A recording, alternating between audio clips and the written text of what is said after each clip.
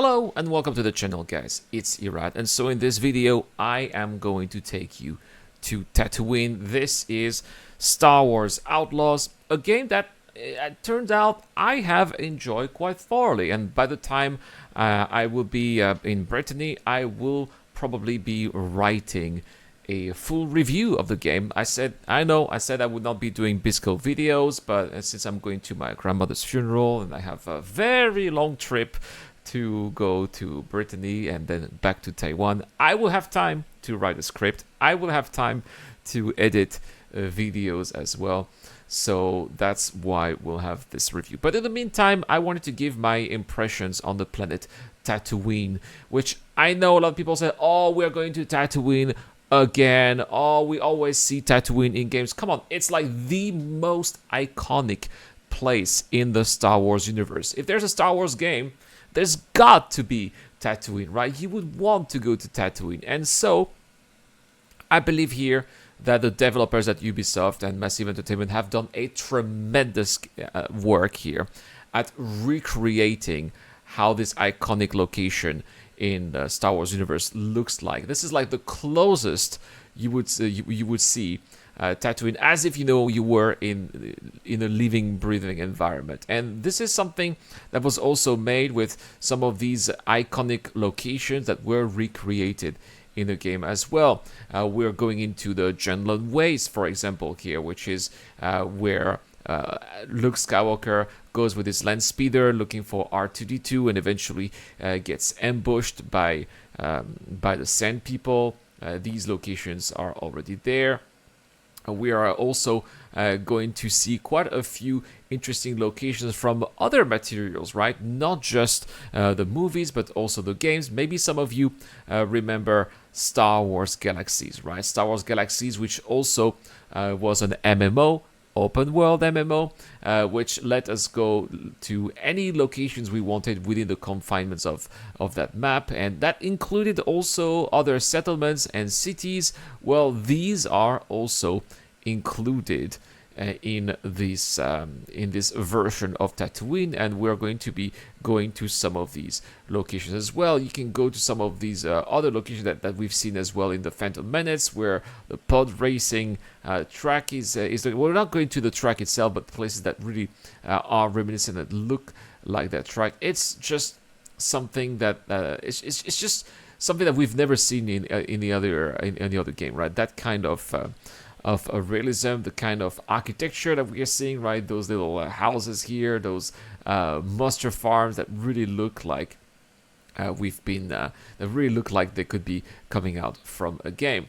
But not just that, you can see interactions with the Tusken Raiders. They're also like in I would say like in the movies, but also in the series. This kind of makes me think a little bit of the Book of Boba Fett. I know a lot of people didn't like the Book of Boba Fett. I didn't mind the Book of Boba Fett because it also gave some light here to the Tusken Raiders, which are often depicted as barbaric savages, where in fact they're just people who are defending their land and defending their customs and traditions from people whom they're seen as potential oppressors, or people who they're seen as people who might be destroying them, right?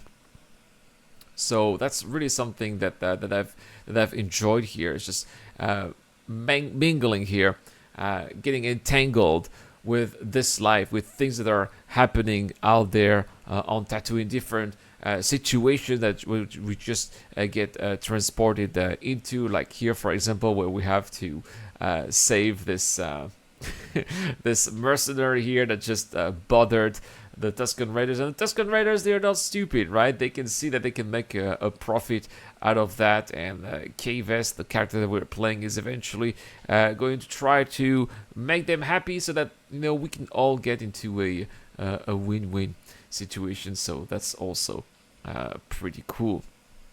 I also liked the fact that just the lightning, the graphics. People are saying, oh, Star Wars Outlaws is a bad looking game. It's true that Kay, the character, could have looked a little bit better, but when you look at this, come on, this looks exactly like it would look in the movie. Now, one of these locations here, absolutely awesome Easter egg. Look at that, Toshi Station. Now, for those of you who are really hardcore Star Wars fans, this will ring a bell, right? Tosche Station is the place where Luke says that he needs to go when his Uncle Owen tells you to clean up the droids. Like, when I gotta go to Tosche Station to pick up some power generators. Well, there it is. You cannot pick up power generators at Tosche Station, unfortunately, but you can go inside. Tosche Station, which made an appearance in the Book of Boba Fett, by the way. But you can also see Tosche Stations in some of the deleted scenes of Star Wars A New Hope. And Cammy here is one of the friends of Luke Skywalker. Here, another really cool little Easter egg here that I really appreciated, right? And these are some of the things that you don't get to see. Even in Star Wars Galaxies, Tosche Station was not really a thing. I mean, I think that there was a building or another that could have been seen as Tosche Station, but it was not as faithfully recreated as it is right here in this game. So yeah, another element here that really adds realism to Star Wars Outlaws. And not just that, just interact against, once again, have a different look of the various area. They got some people here looking with some binoculars, just like Luke was doing here, looking up there in the sky, and he was seeing the battle here between the Devastator, which is Vader's Imperial Star Destroyer, and the Attentive 4, where Princess Leia was in. And you can see NPCs doing that. And we're going to go back onto our speeder here, and you can see that there is some kind of structure right there, not too far from Tosche Station. So what could that be? Well, I'm going to take you to this location right now, or at least I'm going to try to. And again, we get to see those wide spaces, flat areas of Tatooine, just like we get to see them as well in Attack of the Clones, right? When Anakin Skywalker is looking for his mom, because of course, well, this is the Lars Homestead, right? Which the iconic moisture farm where Luke Skywalker is growing, but also where Anakin Skywalker is going to when he's looking for his mom.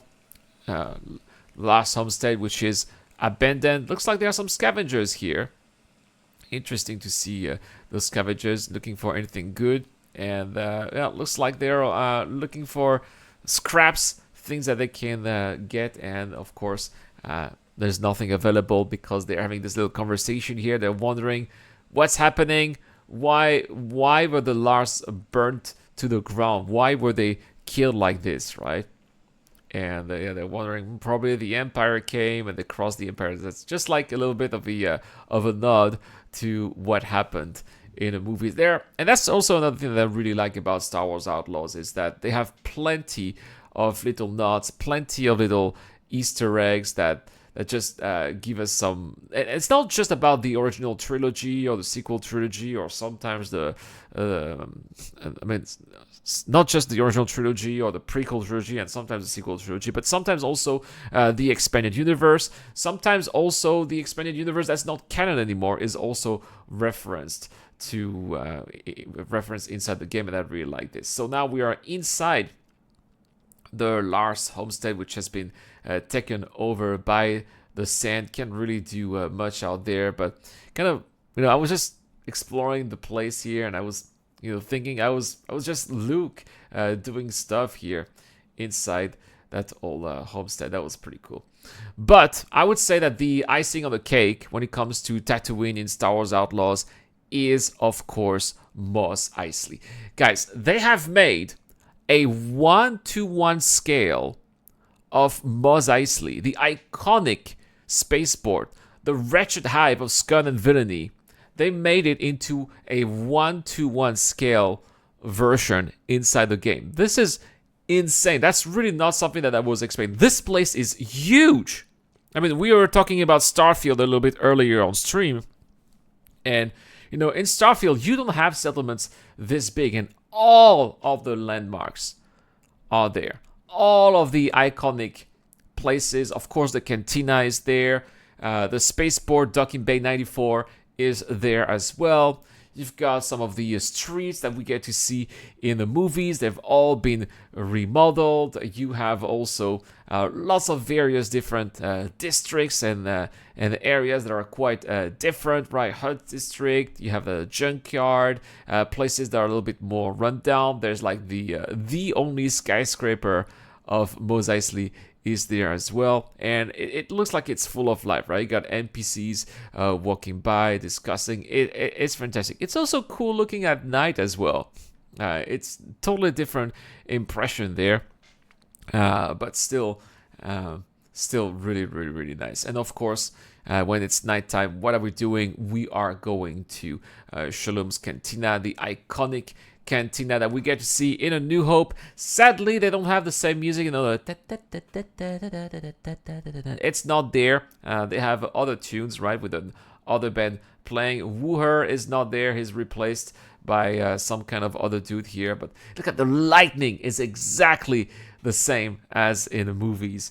And I just wish that I could just sit at a table there and just chill, right? But anyway, guys, that's what I had to say about Tatooine in Star Wars Outlaws. Definitely the best version of Tatooine we have ever seen in the Star Wars games, and that makes me happy. Let me know what you guys think in the comment section down below of Tatooine in Star Wars Outlaws. I know a lot of you guys don't like this game. Let me know how you guys feel about it now that it has been released for already a couple of weeks. Did it change your impression of the game? Have you tried it? Maybe at a discount, if there's already a discount or something? Let me know as well in the comment section down below. That's all for this video. Thank you so much for watching, guys, and I will see you guys in the next one.